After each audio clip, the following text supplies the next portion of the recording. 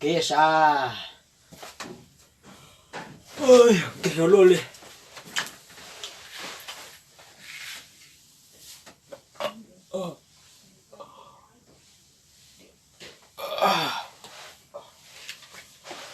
ê bỏ kế nó như một đá xin này rồi ô nó mình rồi lấy nó trông nó xa ôi sao luôn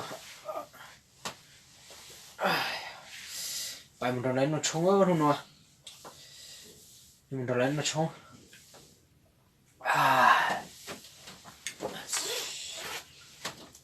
ôi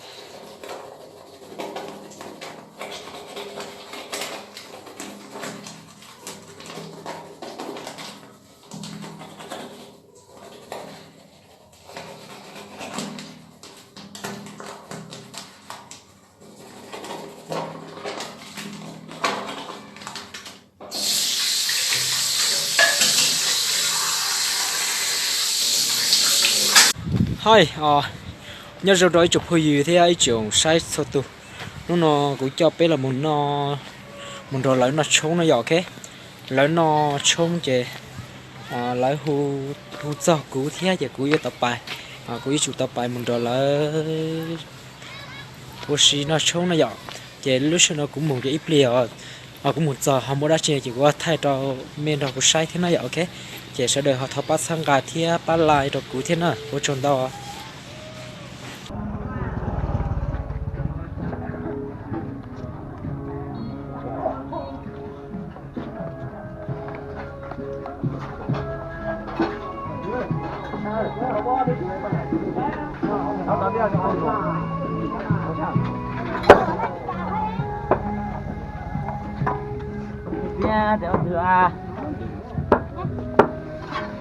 câu chứ sao vậy à nếu là giờ nó chỉ để chưa nữa là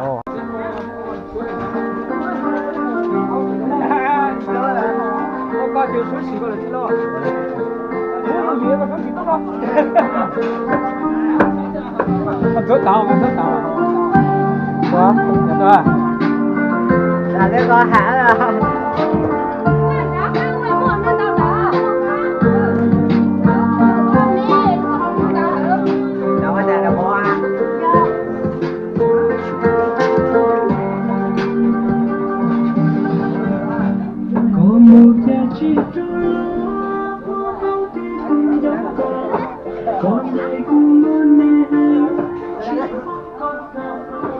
rồi tao cũng hào có tốt tao vậy mà phải có cái gì lẻ cô chị khá cô chị yếu à cô cho mà cho à hay cô chị hảo à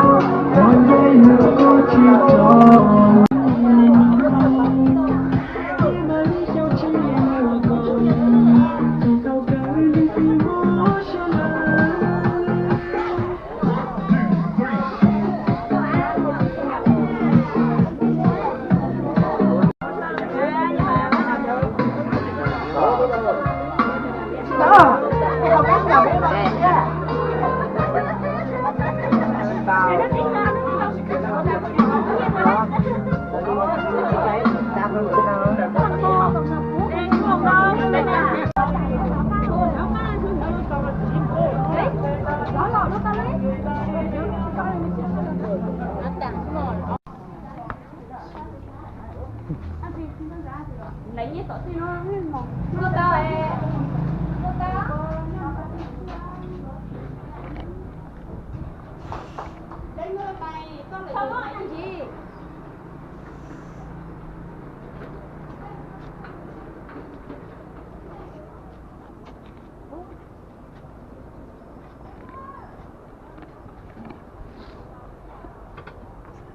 chỗ tao nho mà thế nào? Cho phụ đi. Ờ.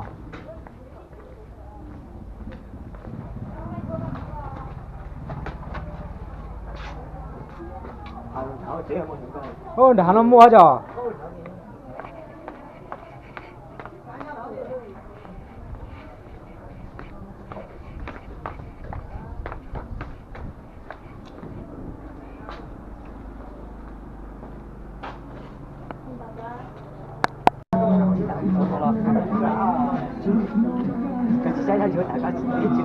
Ôi, cái chỗ chân có ngon chú à?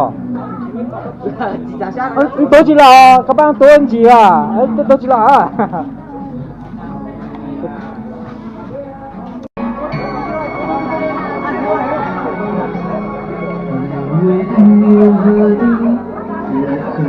Nhớ xong à? anh sẽ sang từng bao chung dung anh có biết rằng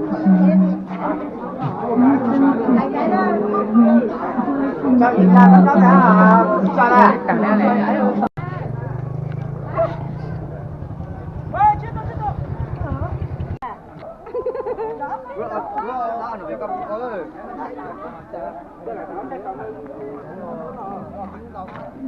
tại cũng hoàn toàn cả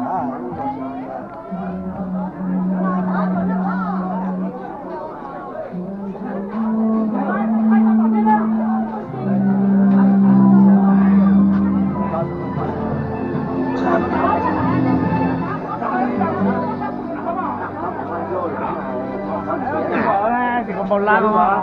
Hãy subscribe cho kênh Ghiền Mì Gõ để không bỏ lỡ những video